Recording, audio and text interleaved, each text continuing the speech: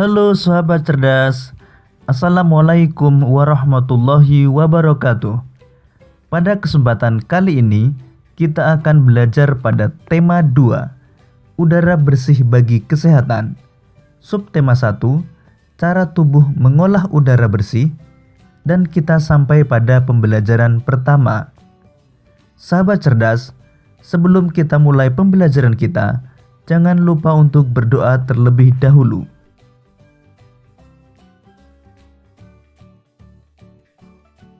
Sahabat cerdas, coba kalian amati gambar Dayu yang sedang mengamati ikan hias di akuariumnya. Dayu memelihara banyak ikan hias berjenis ikan mas koki. Ikan-ikan hias itu dipelihara dalam sebuah akuarium. Setiap hari, Dayu memberi makan ikan-ikannya. Dayu juga rutin membersihkan akuarium, lalu mengganti airnya dengan air bersih. Kegiatan itu ia lakukan seminggu sekali. Dayu senang melihat ikan-ikan di dalam akuarium berenang ke sana kemari. Dayu memperhatikan saat mulut ikan-ikan itu terbuka dan menutup. Seolah-olah ikan-ikan itu selalu menelan air. Dayu bertanya-tanya, apa yang dilakukan ikan-ikan itu?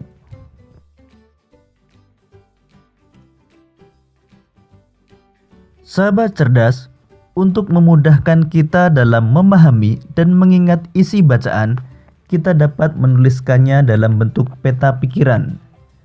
Sekarang mari kita membuat peta pikiran atau mind map pada bacaan Dayu dan ikan hias. Perhatikan peta pikiran berikut ini. Siapa yang memelihara ikan hias? Yang memelihara ikan hias adalah Dayu. Apa nama jenis ikan hias yang dipelihara? Jenis ikan hias yang dipelihara adalah ikan mas koki. Di mana ikan hias itu dipelihara? Ikan hias dipelihara di akuarium. Kapan ikan hias itu diberi makan? Dayu memberi makan ikan hias setiap hari. Kapan akuarium dibersihkan? Dayu membersihkan akuarium seminggu sekali. Apa yang diperhatikan Dayu saat melihat ikan-ikan hiasnya? Dayu memperhatikan mulut ikan-ikan yang terbuka dan menutup.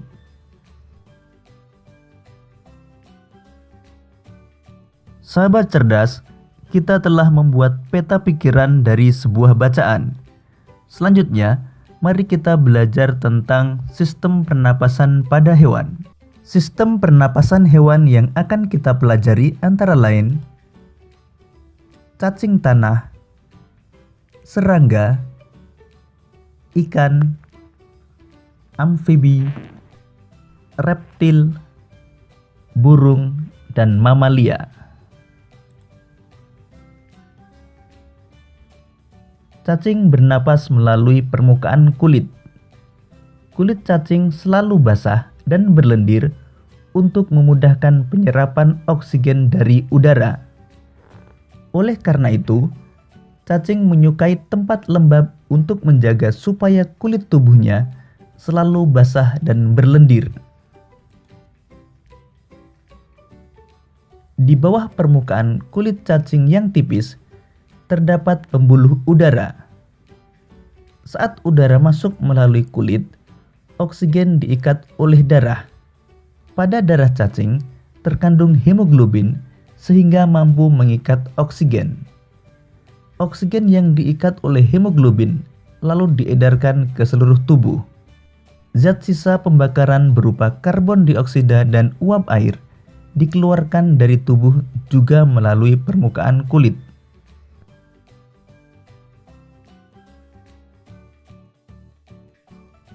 Alat pernapasan serangga berupa trakea, yaitu sistem tabung yang memiliki banyak percabangan di dalam tubuh. Percabangan trakea disebut trakeola. Trakea mengedarkan oksigen langsung ke semua sel tubuh dan organ, serta menyerap karbon dioksida dari semua sel tubuh untuk dibuang. Udara memasuki trakea melalui pori-pori kecil di permukaan tubuh serangga yang disebut spirakel. Selanjutnya, udara beredar melalui pembuluh udara kecil. Sel-sel tubuh mengambil oksigen langsung dari pembuluh udara kecil itu.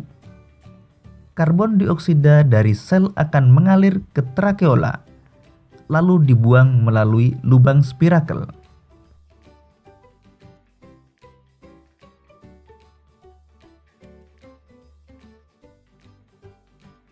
Ikan bernapas dengan organ khusus mirip saringan yang disebut insang. Insang membentuk lembaran tipis berwarna merah muda dan selalu lembab. Insang terdapat tepat di belakang rongga mulut pada kedua sisi kepala ikan. Biasanya insang dilindungi oleh selaput atau rangka yang disebut tutup insang atau operculum. Di balik tutup insang ini terdapat 4 deret insang yang saling tumpang tindih. Pada insang terdapat pembuluh darah halus. Pembuluh darah itu dapat menyerap oksigen yang terkandung dalam air dan melepaskan karbon dioksida dari darah.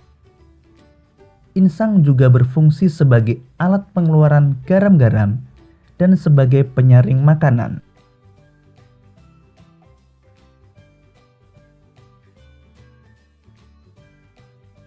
Proses pernapasan ikan terjadi dengan cara membuka dan menutupnya mulut bergantian dengan membuka dan menutupnya insang. Proses pernapasan ikan terdiri dari 2 tahapan, yaitu inspirasi dan ekspirasi. Pada tahap inspirasi, mulut ikan membuka dan tutup insang menutup, sehingga air masuk ke dalam rongga mulut.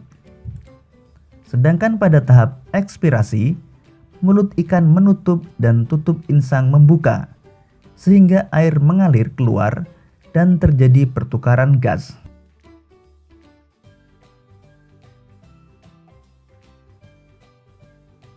Berikut ini gambar yang menunjukkan tahap inspirasi dan ekspirasi pada ikan.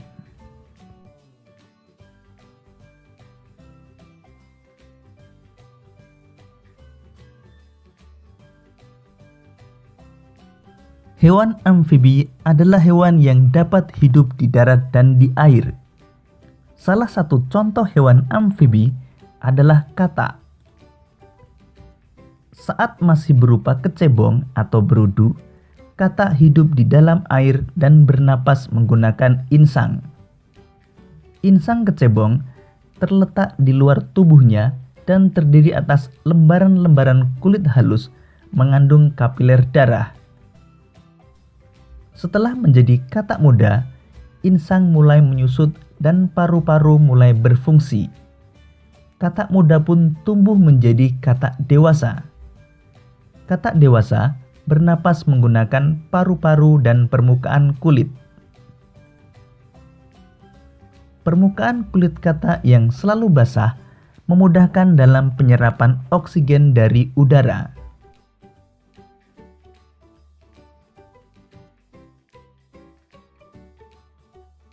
Hewan yang termasuk jenis reptil diantaranya ular, kadal, cicak, buaya, dan biawak.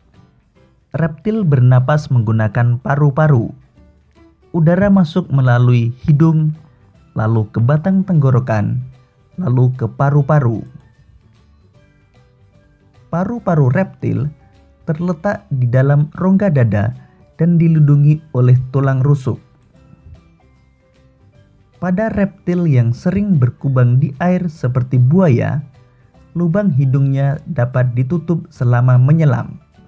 Dengan begitu, air tidak akan masuk ke dalam paru-paru.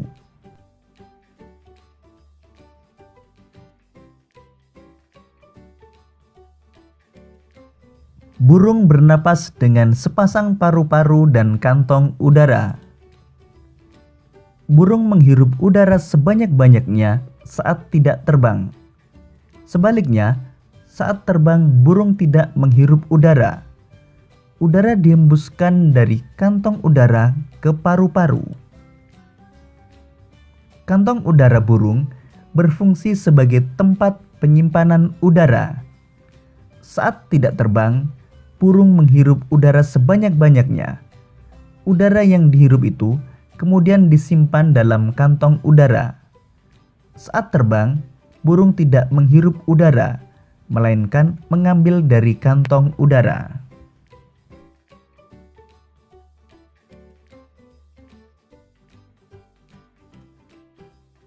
Mamalia adalah jenis hewan yang menyusui anaknya. Ada dua jenis mamalia, yaitu mamalia darat dan mamalia air. Mamalia darat misalnya kambing, sapi, kerbau, dan kuda. Mamalia air misalnya paus, duyung, dan lumba-lumba. Mamalia bernapas menggunakan paru-paru. Alat pernapasan mamalia darat terdiri atas hidung, pangkal tenggorok, batang tenggorok, dan paru-paru. Pada mamalia air, hidungnya dilengkapi dengan katup. Saat mamalia tersebut menyelam, katup akan menutup. Sebaliknya, saat mamalia tersebut muncul ke permukaan air, katup terbuka. Saat itulah mamalia air tersebut akan menghirup oksigen serta mengeluarkan karbon dioksida dan uap air. Demikian tadi sahabat cerdas pembelajaran kita pada tema 2, subtema 1 dan pembelajaran pertama.